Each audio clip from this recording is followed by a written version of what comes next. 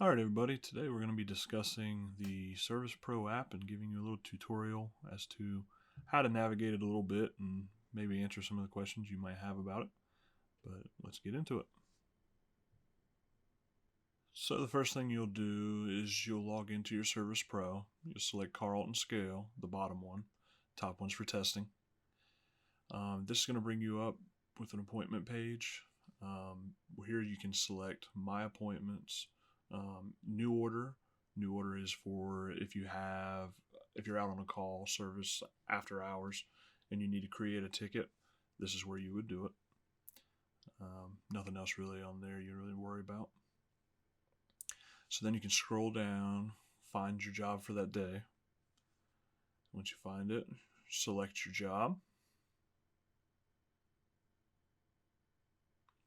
And then once it opens up, you'll see your appointment status. You select appointment status, and then you hit acknowledged. This notifies your dispatch that you have acknowledged the ticket, that you have received it, and it just changes the status on hers to you have received it.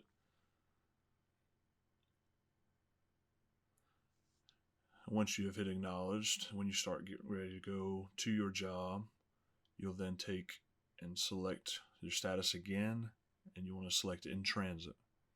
This lets them know that you are on your way. It'll also put a timestamp to start your time as your travel time to the job. At this point, then you'll drill down, you'll select your truck. This is where you want to select your pickup truck or your heavy duty test truck if you're driving, or if you're riding and not driving, you want to select rider only. If you go down a little further, you can see the notes section. This is where your dispatch will probably put some notes about the job. And then below that, this is where you will put your closer notes when you're finished with the job.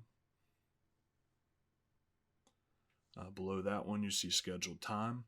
Scheduled time is just basically when your dispatch expects you to be there.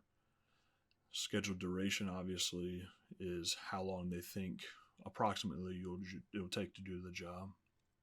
Any site notes specifically for that customer will be labeled here. And then the main thing you need to worry about is your order number on here. This is the SO number that you'll put for your timesheet.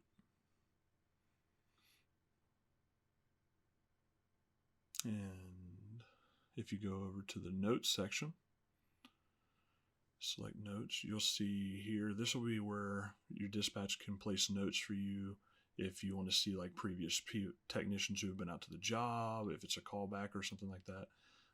But this is also where you can add notes. You can select text, you can add photos, and put anything you want to go directly to your dispatch. Right here, you'll see an actual time. On here, you see it already has some notes because we've actually already finished this job. But this is where it actually puts your time stamps from your in transit or work started, work completed. History by site, not really nothing there unless you already have something on that job site.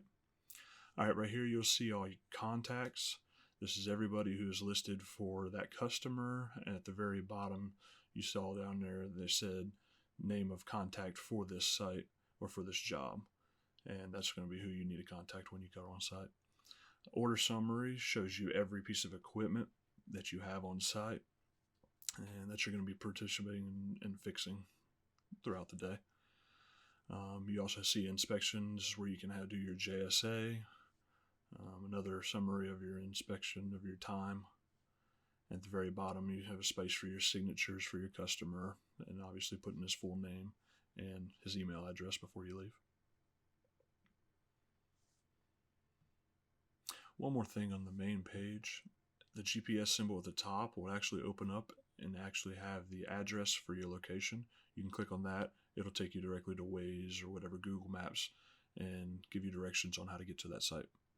So now you want to click, when you've arrived on site, work started.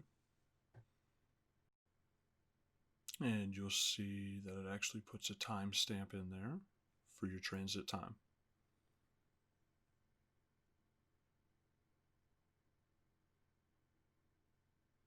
Now, once you've gotten through and completed your job, you then can go ahead and scroll down into your closure notes and actually put a summary of kind of what you did, anything that you need to notify the customer about, or you want to put down there for your notes for something that you found. This is where you would play it.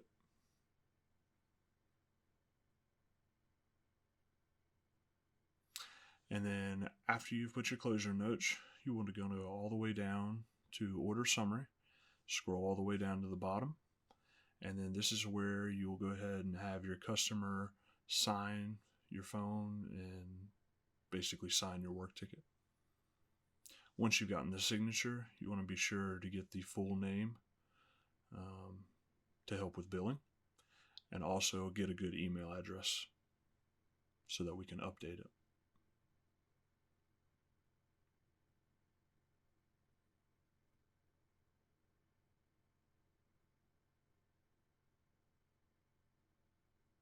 Then you can go ahead and scroll all the way back up, go back up to your main screen, and you'll be able to hit work completed. If for any reason during the day you need to go to lunch or you need to stop, you can just hit on hold and it'll stop it for then, and then you hit work started when you come back. But other than that, you have completed your ticket. You can see actual time. Now put your timestamp for your time that you were on site. And other than that, that should be everything you need. If you have any questions, don't hesitate to ask. Send me an email. But other than that, I think it's pretty self-explanatory. One other thing, if you do have to put inventory parts for a breakdown or something like that, you can search for them and add them into your ticket from here. If not, just put it in your closure notes. Thanks.